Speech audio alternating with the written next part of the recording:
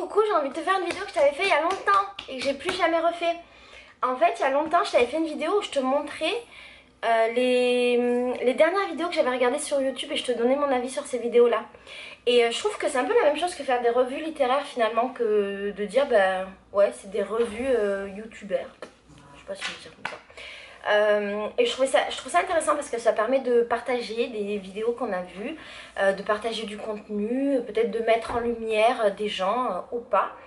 Et ce soir j'ai envie de te faire ça, d'accord? Donc aujourd'hui on va parler des dernières vidéos que j'ai regardées sur YouTube. Concernant ma consommation de YouTube, je regarde très peu de vidéos en ce moment, ça fait un long moment. Je t'en avais parlé dans la vidéo qui parlait de ma consommation de YouTube justement. Et c'est marrant parce que Cyrus North a fait une vidéo dernièrement qui reprend un petit peu le même sentiment que j'avais, à savoir que j'étais un petit peu fatiguée de YouTube et que je regardais pas de contenu. Et il y a plein de gens comme ça qui ont dit ah ben moi aussi je regarde pas de contenu, donc il semblerait que ce soit un petit peu un sentiment général. Peut-être du fait que YouTube existe depuis longtemps, peut-être du fait qu'on travaille sur YouTube et que on est arrivé à un point où maintenant on est plus... on n'a plus la vision toute neuve du début et toute neuve de la personne juste qui consomme du YouTube parce que nous on en produit. Peut-être, comme le dit Cyrus North, c'est vrai qu'il y a une uniformisation des contenus qui fait que c'est moins intéressant. Peut-être il y a plein de trucs, mais bref, j'en consomme pas. Et puis surtout, j'ai une réalité qui est importante et qui est que... Allez, attends, la merde. Et qui est que je n'ai pas un bon internet ici au Brésil et depuis que je voyage, depuis que j'habite à Rio, donc depuis 1 an et demi que j'habite ici, j'ai pas un assez bon internet pour consommer du YouTube, donc j'en consomme très peu parce que ça me demande un effort. Voilà, ça veut dire que dans ma vidéo je vais avoir plein de moments où ça va s'arrêter, ça va ramer, ça va pédaler, ça va être chiant. Bref, je vais mettre dans l'ordre de ce que j'ai regardé et je vais te dire ce que j'en pense. Donc la première vidéo que j'ai regardée, la dernière vidéo que j'ai regardée, c'était une vidéo d'une chaîne YouTube qui s'appelle Copy Comic Vidéo et c'était la vidéo sur Gad Elmaleh. Est-ce que tu vois? Ah, je sais pas si tu vois. Pas très grave. C'était la vidéo sur Gad Elmaleh qui s'appelle Gad Elmaleh les Gaderies. Et en fait j'ai regardé les deux, c'est celle que j'ai vue juste avant. C'était Gad Elmaleh partie 1. Et en fait ce site Copy Comic, je l'ai connu il n'y a pas longtemps parce que je pense qu'il a un petit peu buzzé. Et c'est une chaîne YouTube en fait qui dénonce les humoristes qui volent des blagues ailleurs, qui font en fait du plagiat, qui récupèrent des blagues et qui les remettent dans leur spectacle comme si c'était les leurs. Et alors de base c'est pas forcément le type de vidéo qui m'intéresse.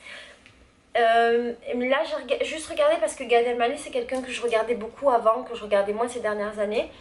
Et du coup j'ai été curieuse et alors qu'est-ce que j'ai pensé de ces deux vidéos? J'ai trouvé les vidéos intéressantes, mais j'ai eu un sentiment un peu de malaise quand je les ai regardées pour deux raisons. La première, c'est que je les regardais en me disant que je comprenais pas vraiment pourquoi je les regardais, ce que ça m'apportait dans ma vie, et je trouvais du coup que c'était un peu du voyeurisme, en mode ah on va dénoncer, on va voir quelle est cette personne-là qui a été dénoncée, nanana. Et aussi il y a eu un moment dans le reportage où, enfin dans le montage, où on voit Gad Elmaleh qui est sur le plateau du Petit Journal, et ça, je sais pas si ça s'appelle le Petit Journal, peut-être le quotidien. Ah, je sais plus comment ça s'appelle avec Yann Barthès, c'est comme ça qu'il s'appelle, je sais plus. Yann Barthès, c'est possible? Barthès, c'est pas un mec qui a pas de cheveux? Oh putain, je sais pas, je m'en souviens plus. Bref, il est dans ce truc, et le mec lui dit oui, il lui explique qu'il a fait du plagiat, il revient sur ça, il lui dit oui, vous avez fait du plagiat, là, qu'est-ce que vous pouvez dire pour vous défendre, je sais pas quoi. Et en fait, je sais que, bon là, clairement il en a fait, mais en fait...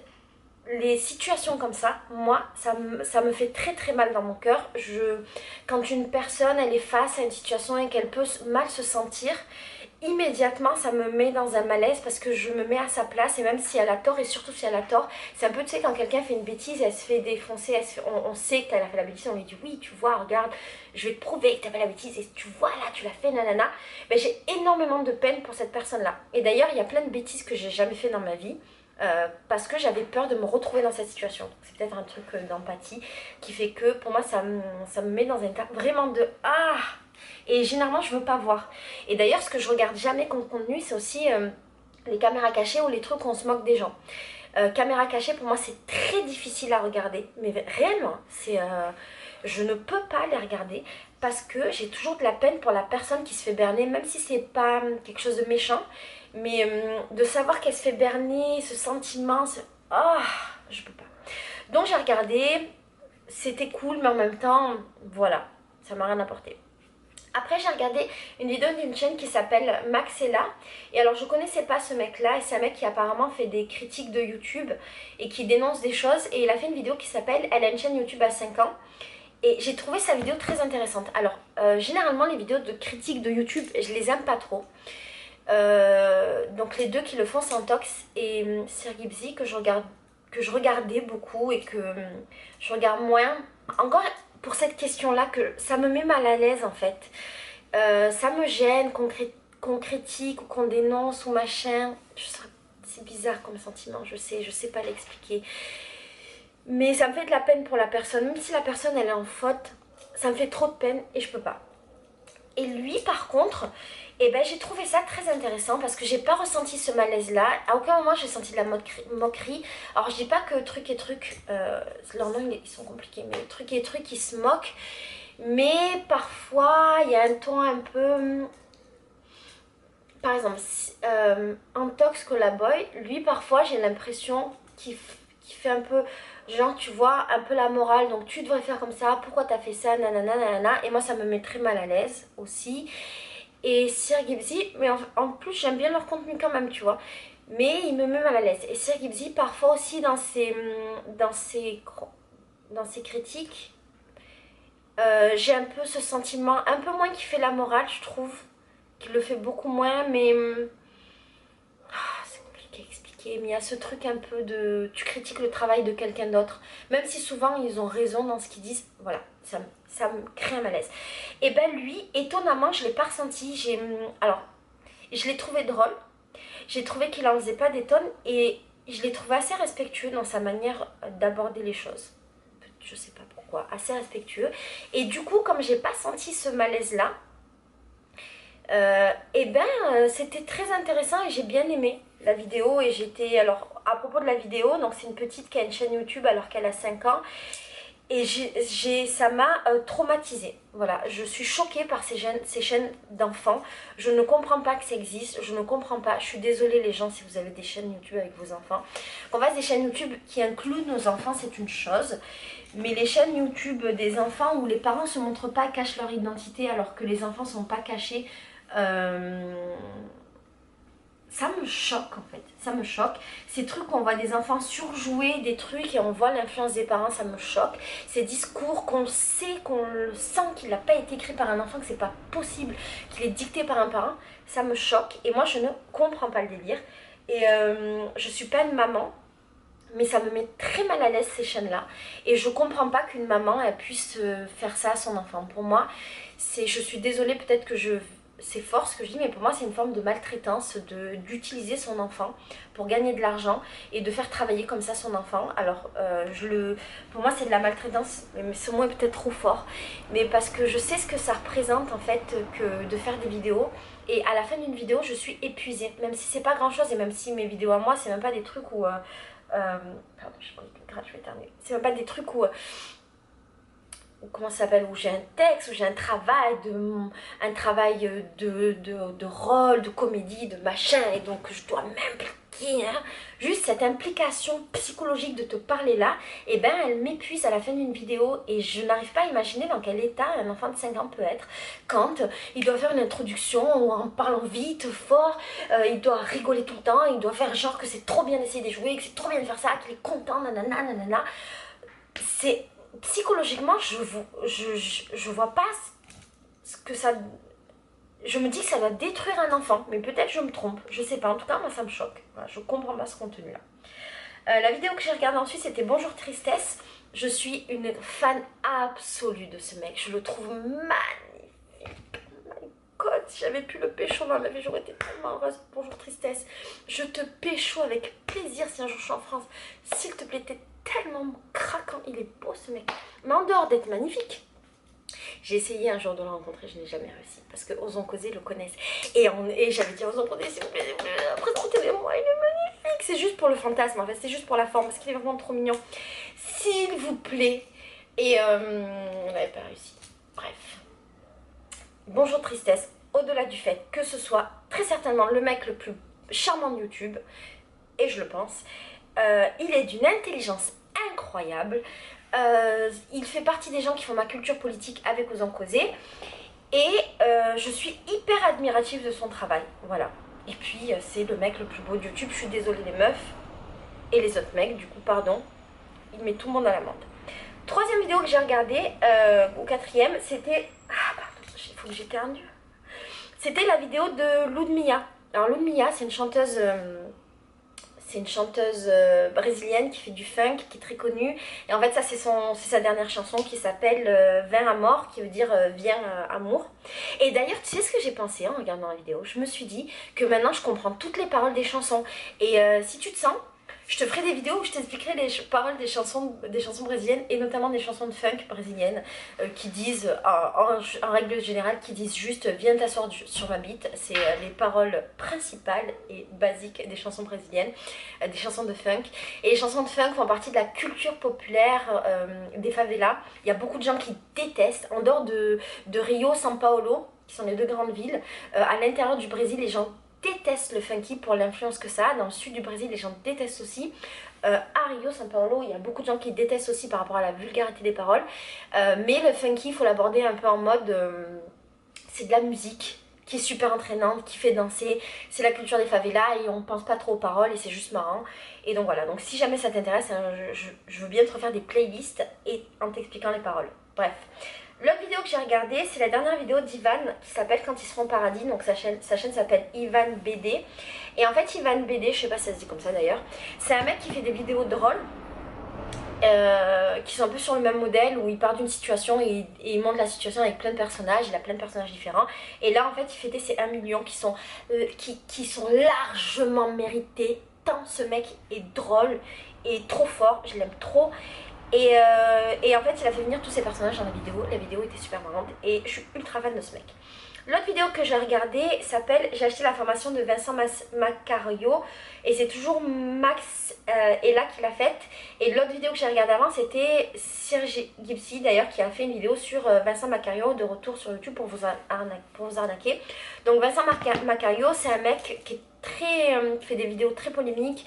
Parce qu'il fait des trucs chelous et parce qu'il spamme beaucoup les youtubeurs. À un moment donné je recevais beaucoup de mails de lui pour me proposer de rentrer de le soutenir, je sais pas quoi, pour un projet où genre il allait dans la rue et il était soi-disant SDF. Il devenait SDF tant qu'il n'avait pas un certain nombre d'abonnés et je sais pas quoi, son projet était bizarre et en fait c'est un mec qui fait des trucs super chelous et qui a pas l'air très honnête et qui fait aussi qui vend des formations mais de ce que je comprends avec les vidéos des mecs là qui sont absolument pas honnêtes, je le connais pas, mais il m'a fatiguée déjà quand il m'a spammé pendant des semaines et des semaines et quand j'ai vu ce qu'il faisait derrière et j'ai vu sa chaîne il m'a beaucoup fatiguée tant son contenu est d'un autre monde. Et donc ces vidéos là étaient très intéressantes et d'ailleurs celle de Sir Gipsy, je l'ai bien aimée, je l'ai vraiment bien aimée. L'autre vidéo que j'ai regardé la vidéo d'Emma Dolly. J'ai regardé deux vidéos d'Emma Dolly d'ailleurs, une qui s'appelle USA les choses qui me choquent et une qui s'appelle les habitudes que j'ai prises aux États-Unis. Cette meuf, je le dis très souvent dans les vidéos, depuis des années je dis que je l'aime beaucoup. Alors je la connais pas, franchement ce serait une des youtubeuses que j'aimerais bien connaître dans la vie. Mais on n'a jamais échangé, on a échangé une fois parce que je l'avais invitée à ma tournée des pique-niques et qu'elle m'a répondu qu'elle vivait aux États-Unis je crois, ou qu'elle était aux États-Unis à ce moment-là, mais je sais pas si j'invente. Je crois, hein. Mais pardon si j'invente. Des fois, tu sais, notre cerveau, il crée des situations qui n'ont jamais existé, donc peut-être. Et je suis très admirative de ce qu'elle fait. Parce qu'en fait, cette meuf, c'est peut-être des seules meufs qui peut me parler de maquillage et que je regarde. Je la trouve drôle, je la trouve très simple, je la trouve très intelligente. J'admire beaucoup le fait qu'elle soit complètement en dehors de YouTube, du YouTube game, de machin, et que ça marche bien en fait pour elle et qu'elle fasse ses trucs et qu'elle s'en foute un petit peu de tout ce qui se passe ailleurs. Je suis très admirative du fait qu'elle ait toujours eu son propre format, sa propre manière de faire les choses, c'est de faire ses vignettes, de faire ses descriptifs de vidéos et qu'elle s'y tienne et que j'ai jamais eu la sensation en regardant son contenu qu'elle s'inspirait de quelqu'un d'autre ou qu'elle justement était victime de cette uniformisation de YouTube. Et du coup j'aime beaucoup ce qu'elle fait, voilà, je suis ultra fan de ses vidéos. Malheureusement je la regarde pas assez, je pense par manque de temps et aussi parce qu'effectivement le maquillage ça m'intéresse pas. Mais chaque fois que je les regarde, c'est un immense plaisir. Et là, ces vidéos sur les différences culturelles entre le Brésil et la France, non, entre les États-Unis et la France, pour moi, ça m'intéressait parce que justement, c'était le point de vue d'une expatriée et que du coup, je me reconnais dans ce truc-là. Et que quand elle a expliqué, en fait, dans une de ses vidéos, tout ce qui l'avait choqué quand elle était revenue en France, et ben, c'était un peu ce que moi, je me disais. Il y avait des trucs, je me disais, ah oui, ce serait un peu ce qui me choquerait. Et dans certains trucs qu'elle disait, je me retrouvais. Par exemple, à un moment donné, elle expliquait que quand elle est rentrée en France, et ben pour elle, c'était très difficile d'entendre des gens parler français parce que... Alors elle explique comme ça, elle dit que comme pour elle le français c'est une langue qu'elle parle qu'avec son chéri à la maison et qu'elle parle pas aux États-Unis, et ben c'est la langue un peu intime, et quand elle est quelque part et qu'elle entend des Français parler, elle a l'impression qu'elle rentre dans leur intimité et qu'elle écoute quelque chose qu'elle devrait pas écouter, donc ça la gêne beaucoup. Et alors moi j'ai un peu ce truc là, ici au Brésil, comme il y a beaucoup de Français et que j'habite à Santa Teresa où il y a beaucoup de Français, parfois je vais dans un endroit où je mange mon petit déj tous les matins, et souvent il y a des touristes français là-bas, où il y a des Français qui habitent ici, et quand j'entends des Français parler et que je suis dans un environnement brésilien, parce que chez moi ça me le fait pas, chez moi où j'ai toujours des Français, quand j'entends, je suis avec des Brésiliens ou avec des amis et que j'entends des Français parler, je suis hyper happée par leur conversation, parce que c'est un peu comme si le fait qu'ils parlent mal, le fait qu'ils parlent mal langue, je comprends ce qu'ils disent. Et alors les Brésiliens quand ils parlent, si je me concentre pas, pour moi c'est que du bruit. Vraiment, je peux ne pas comprendre ce qu'ils disent alors que je comprends parfaitement maintenant le portugais, mais ça peut être du bruit et ça me fait beaucoup de bien, j'adore ça, le fait de pouvoir être dans un endroit et d'avoir juste du bruit de parole. En plus la langue brésilienne est magnifique. Et quand il y a des Français, ben, je suis obligée d'entendre leur conversation et ça me saoule parce que j'entends, parce que je comprends, parce que ça m'intéresse pas et j'ai pas envie de savoir ce qu'ils racontent, et du coup c'est difficile. Elle disait qu'elle vivait quand elle rentrait en France, moi je le vis ici à Santa Teresa parce que je suis entourée de Français. Bref, l'autre vidéo que j'ai vue après, j'ai vu des vidéos en portugais, on s'en fout. J'ai vu la vidéo de Serge Gipsy par rapport à Bilal Hassani. Alors j'ai vu que le début, parce que justement, après j'avais du mal à regarder, même si je crois que sa vidéo était plutôt positive. Je l'ai regardée parce qu'en fait j'ai suivi de loin l'histoire de Bilal Hassani et ça me gonfle un peu en fait, tout ce qui a... la manière dont les gens le font chier. Je connais pas ce jeune, la vérité c'est que ce jeune il s'est abonné à ma chaîne il y a longtemps quand sa chaîne était beaucoup plus petite, et du coup par curiosité j'avais été voir ce qu'il faisait et j'avais été surprise en fait par son contenu. Je le trouvais super original. En plus à un moment il a fait une vidéo qui s'inspirait un petit peu du funk brésilien, je crois que c'était fait exprès d'ailleurs. Et il me semble que j'avais laissé un commentaire, j'étais comme une folle, je disais waouh c'est magnifique, tu t'inspires des Brésiliens, machin. Et j'avais été très charmée en fait par ce personnage que j'aime en fait beaucoup. Et du coup, même si je n'ai jamais parlé avec lui, et peut-être qu'il connaît pas mon existence, peut-être si parce qu'il est abonné à ma chaîne, mais peut-être qu'un jour il s'est abonné mais qu'il connaît pas mon existence. Et ben ce jeune, moi je le trouve très attendrissant. Voilà, du peu que j'ai vu de lui, j'ai regardé quelques vidéos, je le trouve tout mignon, tout, je sais pas, tout chouchou, il fait son truc, il le fait plutôt bien, ça a l'air d'être un gentil garçon dans la vie. Il a vraiment l'air gentil. Et ça me fatigue en fait que les gens l'emmerdent. Là il y avait la polémique sur des tweets qu'il a mis quand il était petit pour dénoncer le génocide palestinien. Et alors, il a le droit de dire ce qu'il veut. Pourquoi les gens l'emmerdent? En plus c'était un gamin quand il a fait son tweet. Les gens l'emmerdent parce qu'il est homosexuel, parce que c'est un arabe, parce qu'il met des perruques. Et alors, qu'est-ce qu'on s'en fout? Peut-être aussi que moi j'ai une vision peut-être beaucoup plus décomplexée, parce que un Bilal Hassani, en fait au Brésil, en tout cas à Rio, c'est la normalité. C'est-à-dire que des Bilal Hassani, alors pas pour son talent, hein, pour comment il est physiquement, comment il se présente, donc la perruque, le côté féminin, les habits un peu sans genre, un peu pas trop de filles, pas trop de garçons, machin. C'est ma normalité brésilienne en fait, parce qu'ici il y a beaucoup de gens qui sont comme ça. Ici la question du genre elle est pas comme en France où c'est très déterminé. T'es une fille, t'es un garçon, tu t'habilles en fille, tu t'habilles en garçon. Ici tu peux être un mec complètement hétérosexuel, porter des jupes et mettre des boucles d'oreilles, on sent pas les steaks. Tu peux être un mec très homosexuel et être habillé de manière très masculine, très bien. Tu peux être un mec hétérosexuel et une fois embrasser un mec juste pour voir, ou même coucher avec un mec juste pour voir, ça veut pas toi un bi, tout le monde s'en fout de ta vie et c'est très libéré ici à Rio. Ce qui ne veut pas dire qu'il n'y a pas d'homophobie. Le Brésil est un des pays les plus homophobiques du monde. Mais en tout cas, les gens luttent pour avoir cette liberté et ils l'ont. Donc un Bilal Hassani, c'est ma normalité. Et bien avant même de comprendre que c'était ma normalité ici, moi je le trouvais déjà très chouchou, très mignon. Ce mec là, j'ai beaucoup de peine qu'on l'emmerde. Et du coup voilà, c'est pour ça que j'ai regardé cette vidéo, je m'y suis intéressée. Au final la vidéo elle était un peu longue, je faisais d'autres trucs donc je ne l'ai pas regardée en entier. Mais je trouvais que ce que disait Sergi Psy, en tout cas du peu que j'ai vu, était assez pertinent. Bref, assez parlé. J'ai regardé ensuite le dernier clip d'Orelsan qui s'appelle Discipline. Il est incroyable. Ce mec est incroyable. Il me rend dingue de waouh. Voilà, j'ai pas d'autre mot à dire. J'ai regardé la dernière vidéo de Ahmad Ria qui s'appelle Réflexion sur la célébrité sur internet. En fait, Ahmad Ria a fait une vidéo réponse à une vidéo que j'avais fait. C'était la vidéo où je parlais de la vulgarité. Et sa vidéo est très intéressante. Non, elle parle pas que de moi, elle parle de la... c'est ça, c'est une réflexion sur la célébrité sur internet. Elle est super bien. Et après, et on s'arrêtera là parce que du coup... non, j'en mets encore une. Après, j'ai vu les actus de la semaine de Camille et Justine. Je suis ultra fan d'elle. Ultra fan de Camille et Justine. Elles le savent, hein, parce que je leur ai dit 10 000 fois. Et d'ailleurs, je leur ai dit 10 000 fois, s'il vous plaît les meufs, venez en vacances chez moi. Si un jour, il y a une chance que ces meufs regardent ma vidéo, je pense pas qu'elles regardent ma vidéo, mais on sait jamais. Camille et Justine, s'il vous plaît, je suis tellement fan de vous. Venez au Brésil. J'ai une maison merveilleuse, ça s'appelle la Maison du Bonheur. Je vous accueille, vous passerez des merveilleuses vacances. Je suis ultra fan de vous.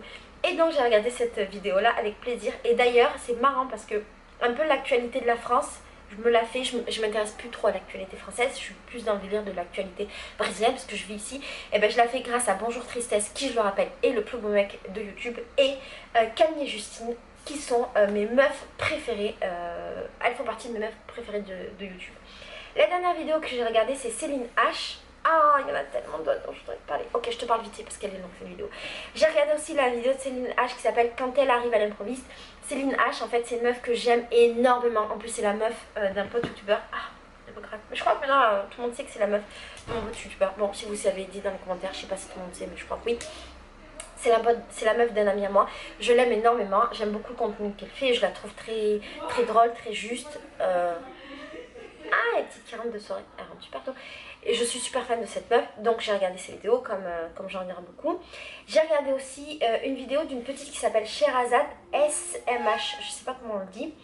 Et en fait cette petite fait des vidéos qui ne m'intéressent pas de base, parce que c'est des vidéos de son âge en fait, et qu'elle est petite, elle est toute jeune.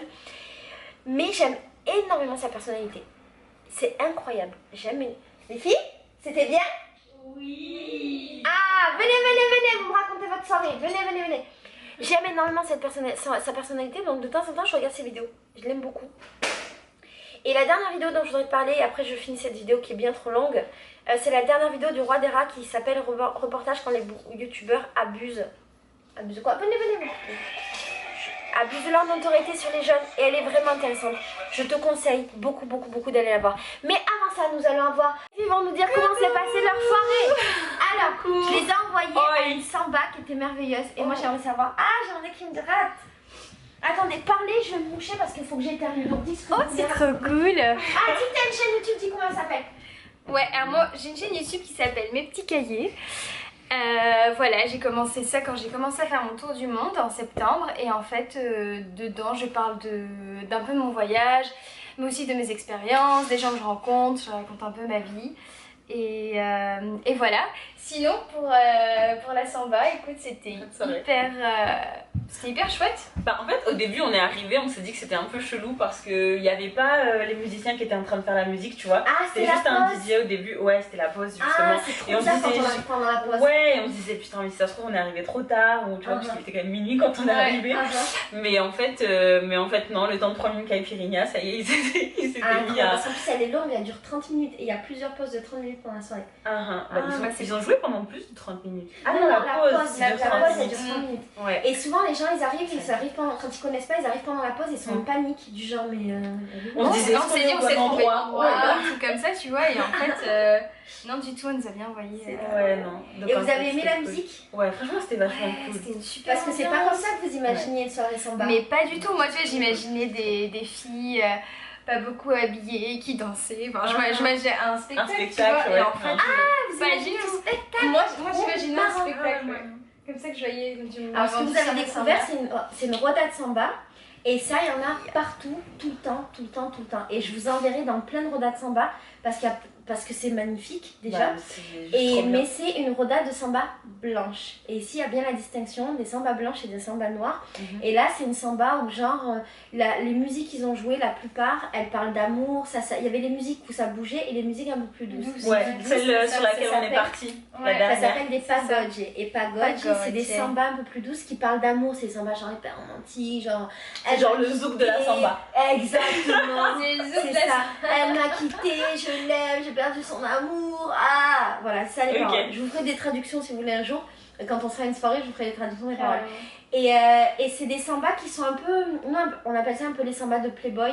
Playboy, ça veut dire les gens qui sont bien habillés, qui viennent, c'est les blancs de Rio. Ils viennent boire un verre pour écouter de la musique.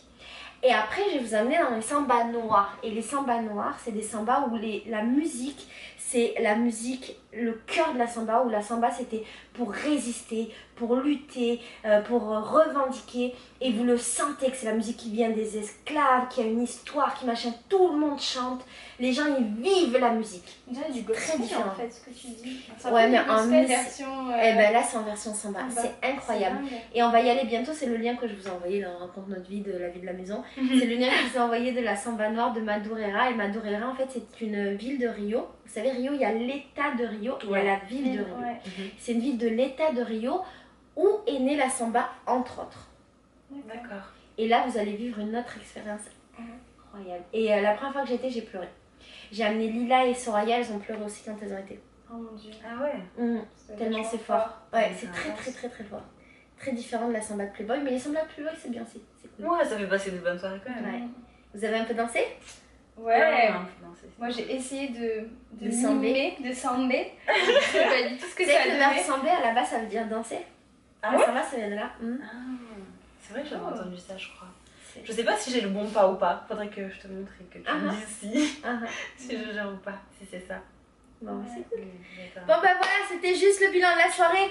Je vous fais des bisous parce que la vidéo est tellement longue, meuf. Elle fait 30 minutes. Ah, Bisous, j'adore. bisous, J'adore des gros bisous, bisous, bisous. Ciao.